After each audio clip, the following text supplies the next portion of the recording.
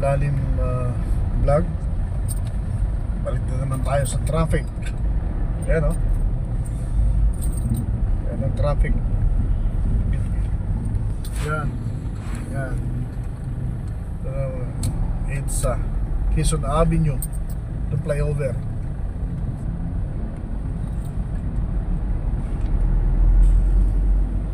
Wiper.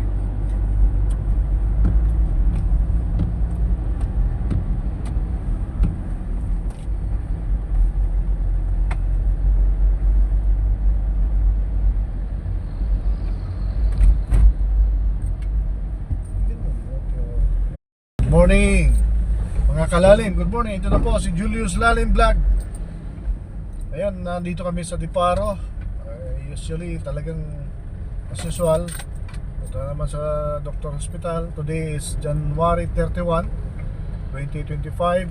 Ayan, ayan na naman ang medyo kunting traffic. Biyernes ngayon. So ito, ayan si Manong, yung ano niya, hindi ako maka-overtake. Ganda lang tayo. Yan na. Okay. Salamat Manong. Ito na.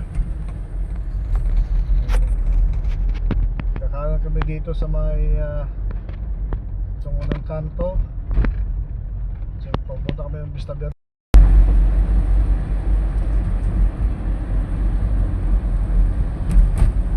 So na kami nasa north talaga. Ito yung north SM sa kanan.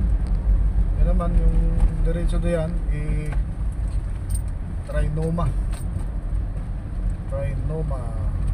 Ayan, kinara kami sa ayan o. Ayan, mga ating kaibigan na traffic enforcer sa kalsada, MMDA Manila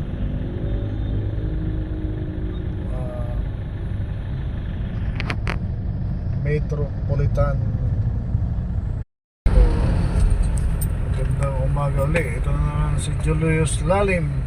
Good morning, good morning. Galing kami kayo na sa Diparo, Kabatuhan Road. Ngayon dito naman kami sa Mindanao Avenue. Malapit kami sa SM North. Yan. Lagi ako dito umaga kasi nga pupunta kami ng hospital. Ngayon ayan, traffic. Lampas nito SM North na yan. Then dadaan kami ng